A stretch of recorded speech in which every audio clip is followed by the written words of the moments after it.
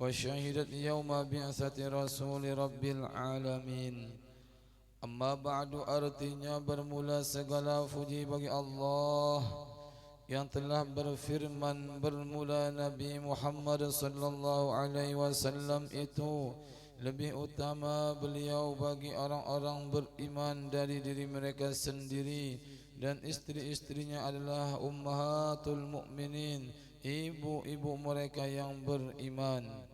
Salawat dan salam mudah-mudahan selalu tercurah atas junjungan kita Nabi Muhammad sallallahu alaihi wasallam yang beliau telah bersabda, bermula sebaik-baik istrinya, bermula sebaik-baik perempuannya adalah Sayyidah Khadijatul Kubra radhiyallahu anha. Dan yang telah bersabda pula, sungguh aku diberi Allah Ta'ala cinta kepada Sayyidah Khadijah, maka aku cinta kepada orang yang mencintainya.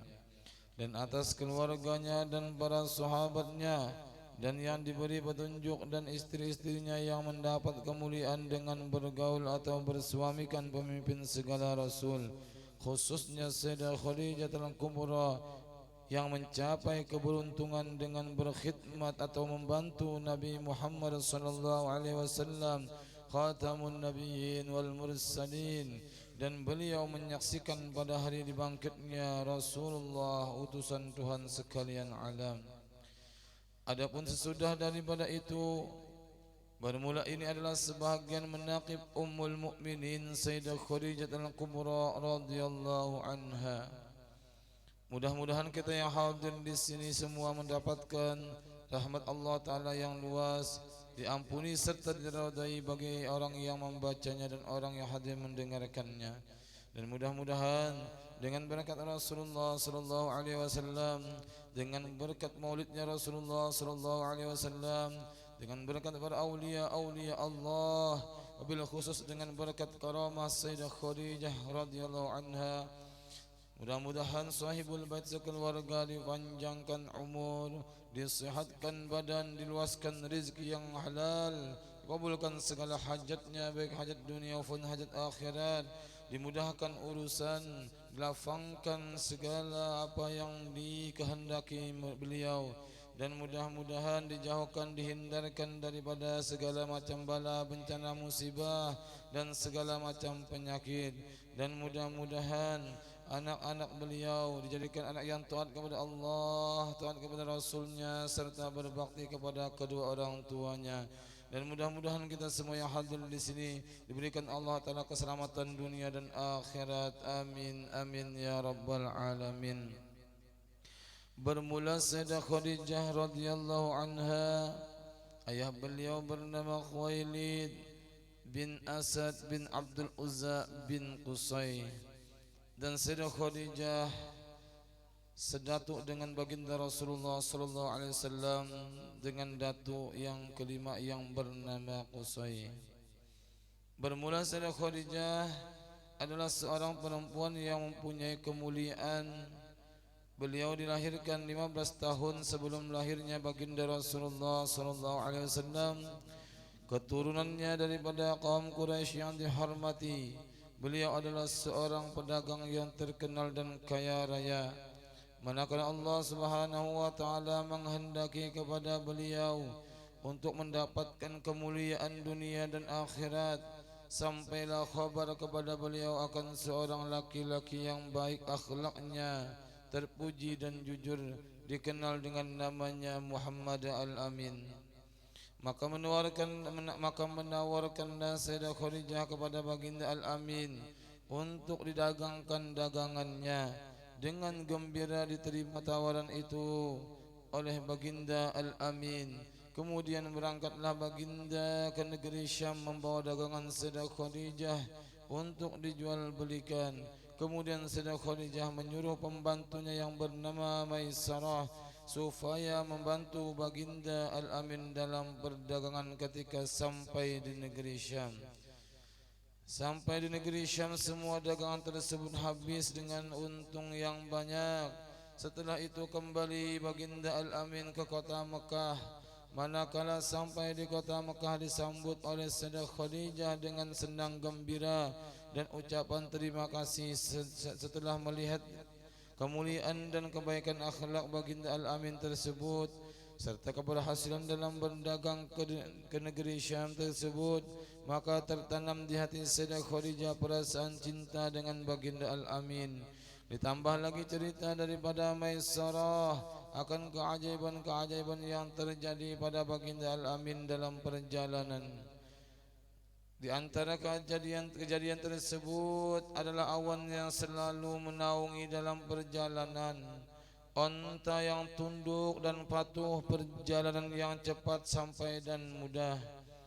Mendengar cerita yang demikian itu, maka bertambah kuatlah cinta Sayyidah Khadijah kepada baginda Al-Amin. Kemudian daripada itu menyuruhlah Khadijah akan Nafisah binti Umayyah untuk menanyakan hal keadaan baginda Al-Amin. Kemudian berangkatlah Nafisah kepada baginda Al-Amin dan menanyakan akan keadaan tersebut. Dan beliau bertanya, wahai baginda Al-Amin, apakah yang menegah engkau daripada berkawin? Dijawab oleh baginda Al-Amin, aku tidak punya apa-apa. Berkata Nafisah, bagaimana kalau ada seorang perempuan yang baik akhlaknya, keturunannya mulia, elok rupanya dan kaya raya menginginkan diri sempian? Dijawab baginda Al-Amin, siapakah wanita tersebut? Berkata Nafisah, dia adalah Sayyidah Khadijatul Kubra radhiyallahu anha. Dijawab baginda Al-Amin, sesungguhnya aku lihat Khadijah adalah seorang perempuan yang mulia, akhlaknya terpuji, bijaksana dan terpelihara dari pekerjaan kaum jahiliyah. Kemudian musyawarahlah baginda Al-Amin dengan paman-paman beliau, dan mereka pun semua setuju, maka mendapatlah keberuntungan dunia dan akhirat. Sayyidah Khadijah berkawin dengan Muhammad Al-Amin khairul bariyah. Kemudian datanglah pembesar-pembesar kaum Quraisy menyaksikan perkawinan tersebut. Lalu Abu Talib paman baginda Nabi berkata, segala puji bagi Allah yang telah menjadikan keturunan kami dari zuriat Nabi Ibrahim alaihissalam, menjadikan kami sebagai pembersih Baitullah, pelayan tanah haram dan pembesar kaum Quraisy. Kemudian daripada itu anak saudaraku ini Muhammad bin Abdullah tidak ada bandingannya. Walaupun ia tidak kaya tetapi akhlaknya terpuji, keturunannya mulia. Sesungguhnya telah meminang akan Khadijah binti Khuwailid dengan mahar yang telah ditentukan. Demi Allah, kejadian ini sangat besar dan perkawinan ini sangatlah mulia. Kemudian berkata Waraqah bin Naufal, segala puji bagi Allah yang telah menjadikan keturunan kita daripada pembesar dan pemimpin Quraisy, dan keturunan kalian semua daripada pembesar-pembesar Quraisy yang mulia. Dan kami sangat gembira dengan terhubungnya kekeluargaan dengan kalian. Kemudian saksikan wahai kaum Quraisy, bahwasanya aku kawinkan Sayyidah Khadijah binti Khuwailid dengan Al-Amin bin Abdullah dengan maharnya 400 dirham. Kemudian berkata Abu Talib, segala puji bagi Allah yang telah menghilangkan kesedihan dan kedukacitaan berkat perkawinan ini. Baginda Al-Amin berkawin berumur 25 tahun dan Sayyidah Khadijah berumur 40 tahun. Maka mengadakanlah walimah baginda dengan menyembelih 2 ekor unta, dan adalah Sayyidah Khadijah salah seorang istri yang paling banyak membantu baginda ketika beliau pergi berkhalwat beribadah kepada Allah Subhanahu wa taala. Sayyidah Khadijah menyiapkan makanan dan keperluan baginda Al-Amin, maka dengan sabar dan ridha beliau menunggu baginda pulang dan menyambut baginda dengan gembira, menghibur dan menyenangkan hati baginda daripada kepayahan apabila baginda datang dari Gua Hira. Sampai kepada masanya baginda bertemu dengan malaikat Jibril membawa wahyu. Pada ketika itu umur baginda Al-Amin 40 tahun. Maka beliau diangkat oleh Allah Subhanahu wa taala menjadi rasul sekalian alam. Dan bermula keistimewaan Sayyidah Khadijah sangatlah banyak. Di antara keistimewaan tersebut adalah beliau adalah awal-awal atau orang yang pertama kali masuk Islam. Maka dengan sebab imannya Sayyidah Khadijah, Allah ringankan segala beban yang ada pada baginda Rasulullah sallallahu alaihi wasallam. Dan di antara lagi keistimewaan Sayyidah Khadijah radhiyallahu anha, beliau diberi Allah Ta'ala pangkat afdalu wa sayyidatu nisa'il alamin, sepaling afdal, yaitu pemimpin segala wanita sekalian alam, dan istri yang paling utama dan istri-istri baginda dan semua anak-anak beliau dilahirkan daripada Sayyidah Khadijah, melainkan anak Rasulullah yang bernama Ibrahim, maka ia daripada ibu yang bernama Mariyatul Qibtiyah. Bermula anak-anak baginda Al-Amin yang dilahirkan daripada Sayyidah Khadijah, yang pertama Qasim, yang kedua Abdullah, yang ketiga Zainab, yang keempat Ruqayyah, yang kelima Ummu Kulthum, yang keenam Fatimah Zahra. Rasulullah mempunyai 7 anak dan 6 daripada Sayyidah Khadijah dan 1 daripada Mariyatul Qibtiyah. Dan di antara keistimewaan daripada Sayyidah Khadijah radhiyallahu anha, ketika beliau akan wafat, Rasulullah sallallahu alaihi wasallam menghibur dan memberi makanan buah anggur yang dibawa oleh malaikat Jibril daripada surga. Maka inilah sebahagian daripada keistimewaan daripada Sayyidah Khadijah radhiyallahu anha. Syahdan adalah rumah Sayyidah Khadijah adalah seabdal-abdal tempat setelah Masjidil Haram. Seperti kata sebagian ulama, karena di rumah itu turun malaikat Jibril membawa wahyu, dan tempat Rasulullah sallallahu alaihi wasallam beribadah, dan tempat dilahirkan anak-anak baginda Rasulullah sallallahu alaihi wasallam. Kemudian Sayyidah Khadijah diwafatkan pada tanggal 11 Ramadan 3 tahun sebelum hijrah baginda ke Madinah, dan beliau dimakamkan di Ma'la yang dikenal dengan nama Kampung Hujun. Maka dengan kasih sayangnya turun baginda meletakkan jasad Sayyidah Khadijah dan meratakan tanahnya dengan perlahan-lahan sebagai tanda kelebihan beliau dari istri-istri yang lain. Dan beliau Sayyidah Khadijah wafat ketika berumur 65 tahun.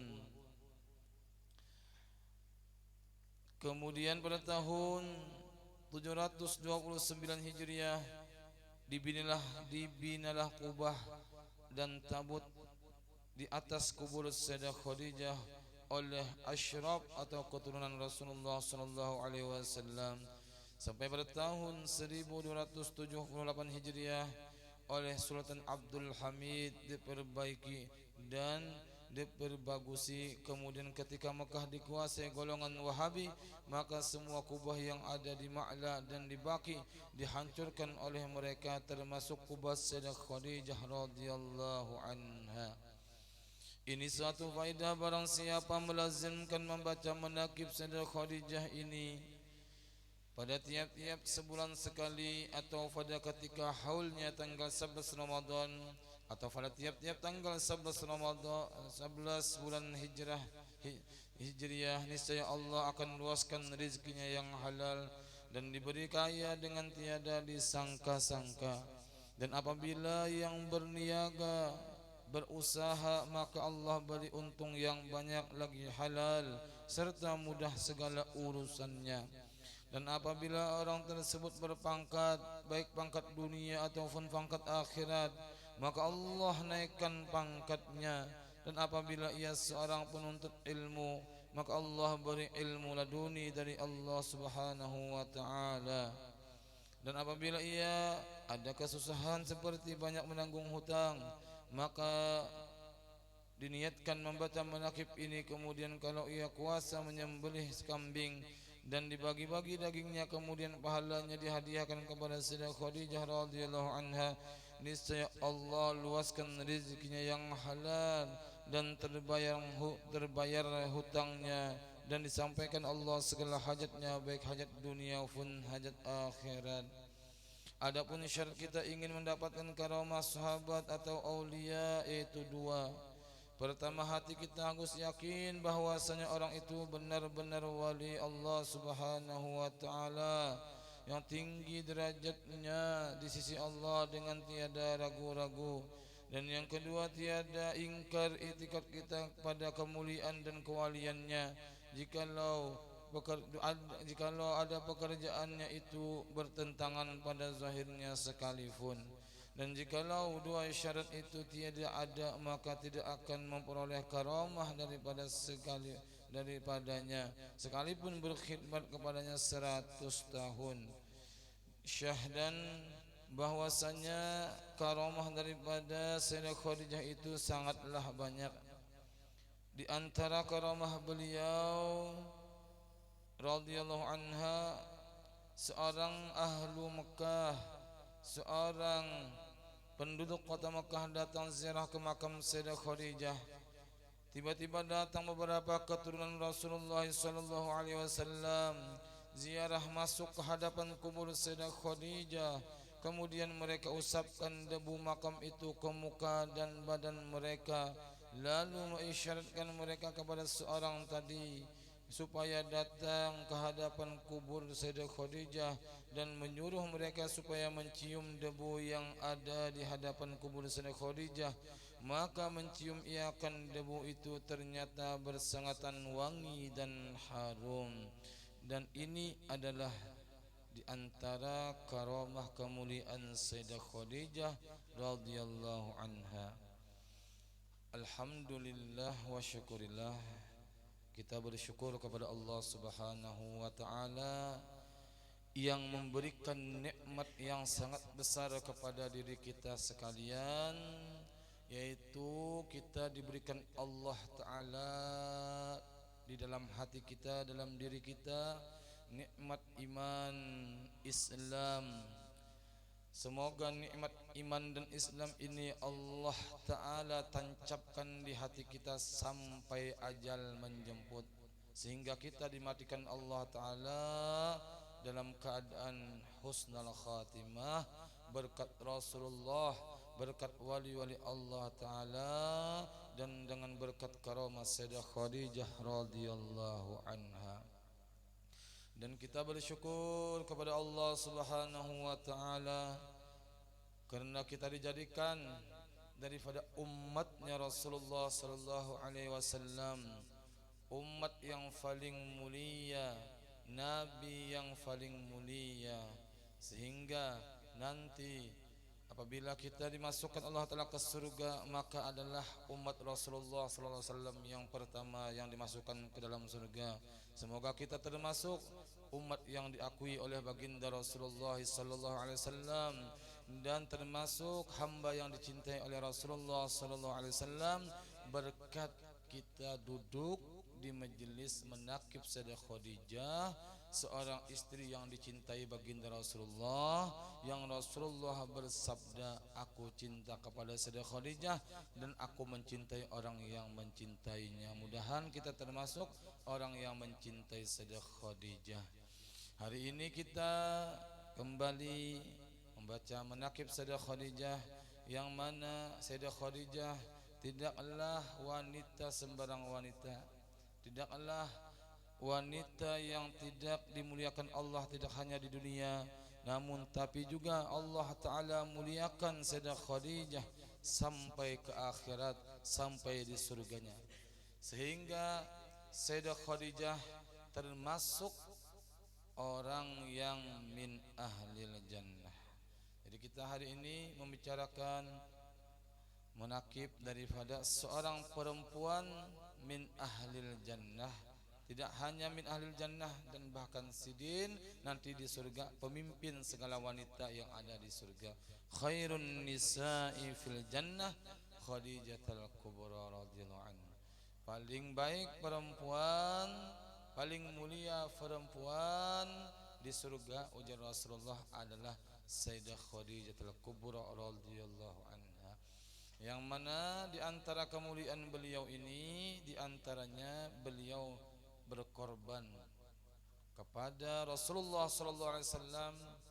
Yang beliau korbankan tidak hanya fikiran beliau, tidak hanya tenaga beliau, namun seluruh harta beliau beliau infakkan, beliau sedekahkan untuk Rasulullah, untuk agamanya Allah Subhanahu wa taala.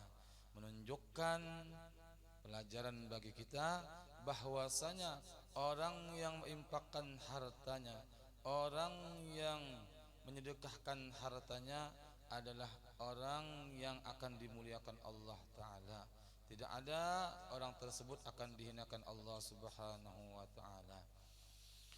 Bahkan di zaman Rasulullah sallallahu alaihi wasallam, di masa baginda Rasulullah sallallahu alaihi wasallam, ketika Rasulullah beristri dengan Aisyah, Rasulullah mempunyai pembantu yang bernama Raihanah. Pada saat itu Rasulullah didatangi malaikat Jibril. Dan malaikat Jibril kepada baginda Rasulullah sallallahu alaihi wasallam, "Wahai Rasulullah, di dalam rumah pian ada orang penghuni neraka." Nah, ya Rasulullah, siapa? Takut Nabi Jibril, itu pembantu pian tuh nah, yang bernama Raihanah. Itu ulun melihat di Lauhil Mahfuz tulisannya itu min ahlin nar, orang yang ahli neraka. Maka orang yang ahli neraka, ujar malaikat Jibril, tidak boleh ada di rumah pian. Harus pian keluarkan, harus pian usir, harus pian ampihi. Nah, jarah ya Rasulullah dimaafkan cara ampihinya. Pembantu sidin kada bisa salah napa-napa. Lalu Sidin menemui Siti Aisyah bin Sidin. Siti Aisyah, aku mendapat laporan dari Jibril bahwasanya kita ini disuruh mengampihi pembantu kita, jariyah kita yang bernama Raihanah. Jangan Siti Aisyah, bagusnya baiknya Sidin kenapa disuruh diampihi? Nah, lalu Rasulullah menyebutkan alasannya. Ujar Rasulullah bahwasanya Raihanah itu min ahlin nar. Maka orang yang min ahlin nar tidak boleh ada di rumah kita, harus kita keluarkan, harus kita usir. Maka Siti Aisyah mencari alasan untuk mengampihi, untuk mengeluarkan Raihanah tadi daripada rumah Rasulullah sallallahu alaihi wasallam. Menjadi ampihi bapak putih kesidin, bapak putih mbah diampihi baju disimpuni keluar pada rumah Nabi. Kada tahu tujuan lagi nih. Amun dikeluarkan pada rumah Nabi kemana tujuan kada tahu. Siti Aisyah mencari harta dalam kamar, ada harta nah jaga disangu ini dibekali lawan diberikan kepada Raihanah kada ada. Ke dapur, oh ada kurma. Maka kurma tadilah yang disangui kepada pembantu tadi. Nah, Raihanah, aku ini kada bisa harta dirham kada ada lagi, bisa duit nih. Jadi nih kurma nah, terimakan jaga ikam sanggup bekal dalam perjalanan. Maka keluarlah Raihanah tadi, pembantu Nabi Jariyah tadi dalam keadaan sedih. Ya, bangsa ini bahasa ini orang dia galau. Nah, galaunya sedih. Sampai waktu sembahyang dalam perjalanan, sampai waktu sembahyang zuhur sembahyang beribadah mengerjakan kewajiban. Untung beribadah hendak berjalan sekalinya terdapat pengemis, orang nang minta-minta. Orang ni kelaparan bener pengemis ni. Sedangkan Raihanah ini lapar aja Pak. Kuma kada banyak juga di bari. Situ riwayat ada madakan sepanggal kuma tadi yang disanggup di Aisyah tadi satu riwayat. Jadi melihat orang ini kelaparan, pengemis ini lebih memerlukan lagi daripada sidin, maka disedekahkan sidin lah kurma tadi. Bismillahirrahmanirrahim. Nah, pian berapa hari ada makan? Oh sudah 3 hari. Kali sini makanan, jina pengemis nang. Nah, ulun sudah makan Bang tadi. Nah, pian makan pada ulun setengah hari kada makan juga. Nah, jaga pian nah makan kurma makan pian. Makan pengemis tadi makan kurma tadi, makan tadi. Nah, setelah Rehana menyerahkan akan kurma tadi disedekahkannya, padahal bisa hari kenapa-napa juga kurma juga bisa diserahkan diberikan kepada orang pengemis tadi. Nah, setelah inya menyedekahkan apa yang dimilikinya tadi, ternyata di situ Allah Ta'ala merahmati Royhanah tadi, memberikan rahmat. Apa rahmatnya? Tulisan yang ada di Lauhil Mahfuz nang min ahlin nar dirubah Allah Ta'ala min ahlil jannah.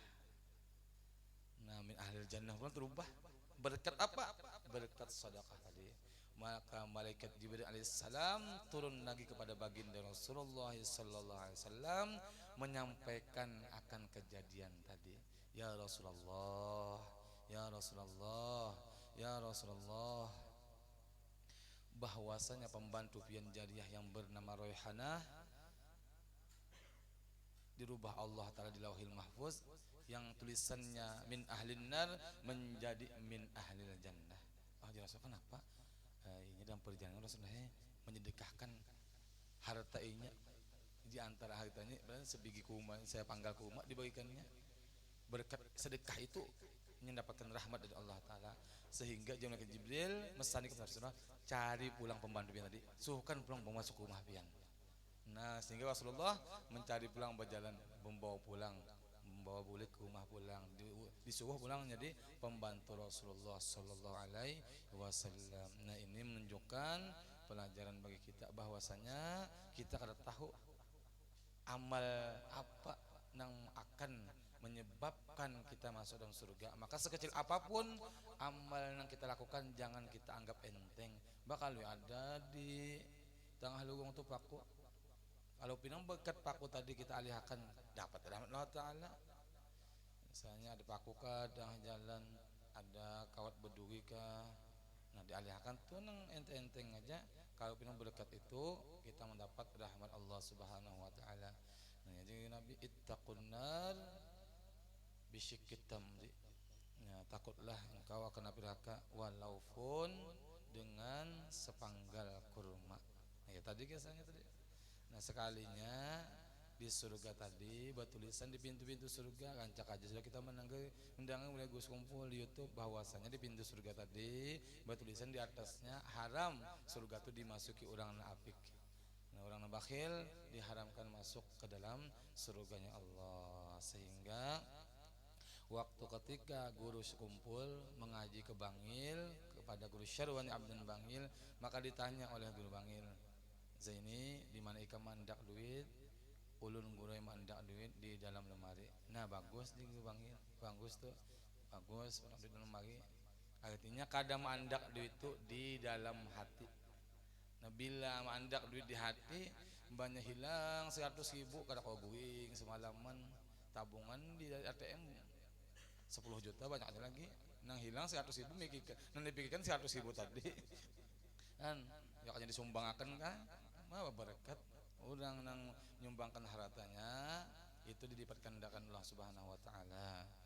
Nah, mudah-mudahan kita berataan diberikan Allah Ta'ala keselamatan dunia dan akhirat, dan dijadikan hamba yang dibersihkan hati daripada hubbud dunia.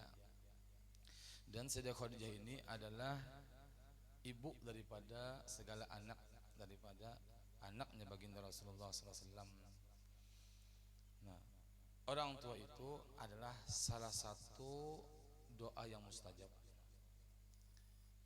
Salasu da'awatin mustajabin lahun, Rasulullah an Abi Hurairah radhiyallahu anhu qala, Rasulullah bersabda, ada 3 doa, artinya ada 3 orang yang apabila ia berdoa doanya mustajab, tidak ada halat antara dia dengan Allah Ta'ala, langsung dikabulkan Allah Ta'ala. La syakka fihinna, ujar Rasulullah, tidak ada keraguan lagi. kepada tiga orang ini. Siapa nang tiga orang ini nang doanya mustajab, doanya dikabulkan oleh Allah Subhanahu wa taala? Yang pertama ujar baginda Rasulullah adalah doanya orang yang dizalimi. Jadi orang dizalimi itu doanya mustajab. Doanya itu tidak ada dinding antara dia dengan Allah Subhanahu wa taala. Jadi apabila orang dizalimi berdoa itu kabul. Yang kedua, di hadis Rasulullah tersebut disebutkan doa yang makbul, yang mustajab adalah doa orang yang musafir. Jadi misalnya ada tamu dari jauh-jauh datang ke rumah, apalagi tamu tersebut wang alim, fatihahkan, doakan ulun. Nah, itu bagus. Kenapa? Doa orang musafir tadi termasuk doa mustajab. Yang ketiga adalah doa orang tua, doa seorang ibu kepada anaknya. Jadi orang bahagian remaja-remaja nih yang masih hidup, kuitan masih ada, itu adalah doa mustajab. Masih minta doakan lon sidin, minta ilmu manfaat, minta lapangkan hidup dunia dan akhirat. Kenapa doa orang tua aja Nabi doa mustajabun lahun, doa yang mustajab. Jam berapa sudah? Nah, Pak 10 sudah sedang kita ambil berkatnya aja. Kawasan dingin kena pisang.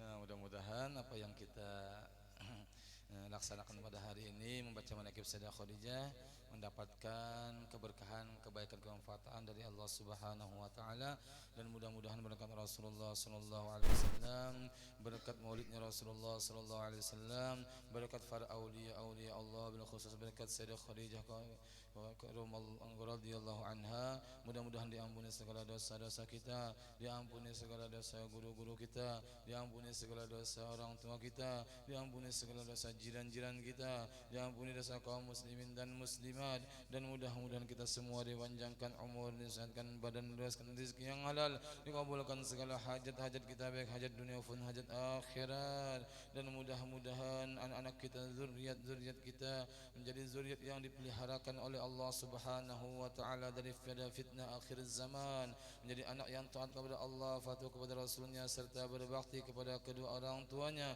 dan mudah-mudahan kita semua dimatikan Allah taala mati beriman sempurna, akhir hayat kita mengucap kalimat tauhid la ilaha illallah. Dengan berkat iman sempurna Allah taala masukkan kita semua ke dalam surganya bighairi hisab. Ala hadhihi niyyah wa kullu niyatin salih wa hadratin nabi. Al-Fatihah biniyatis salamah.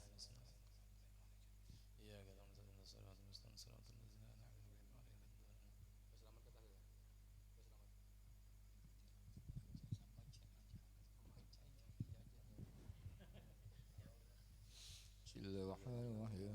اللهم صل على سيدنا مولانا محمد وعلى آله وصحبه وبارك وسلم أجمعين. اللهم صل على سيدنا محمد صلاة تنزينا بها من أهوال الآفات، وتغفرنا يا الله بها جميع الحاجات، وتطهرنا بها من جميع السيئات، وترفعنا بها عندك الدرجات، وتبلغنا بأقصى الغايات من جميع خيرات الحياة وبعد الممات، وعلى آله وصحبه تسليما كثيرا رحمتك يا الراحمين. اللهم جملنا بالعافية والسلامة، وحققنا بالتقوى والاستقامة، وأعذنا من مصيبة الندم يا قيام إنك سميع الدعاء. اللهم اغفر لنا ذنوبنا ولوالدنا مشايخنا والإخوان في الدين ولأصحابنا وأحبابنا الحبنا فيك أحسن إلينا والمؤمن والمؤمنات والمسلمين والمسلمات يا رب العالمين. وارزقنا كمال المتبادل له زوج وباتنا بالعافية والسلام وحرتك يا الراحمين. اللهم إنا نسألك سلامة في الدين وعافية في الجسد وزيادة في العلم وبركة في سي وتوبة قبل الموت ورحمة عند الموت ومغفرة بعد الموت.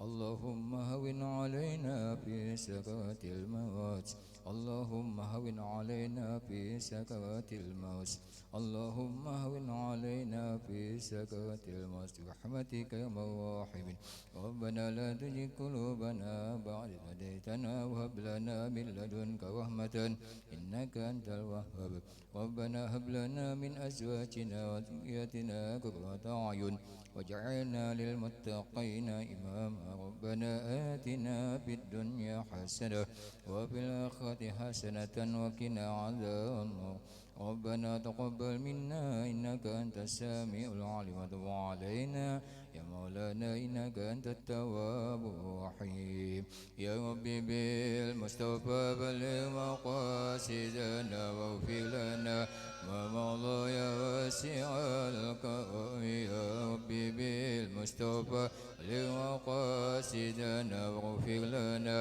ما مضى يا واسع الكرم يا ربي بالمصطفى بلغ مقاصدنا واغفر لنا ما مضى يا واسع الكرم والقبول تقبل الله منا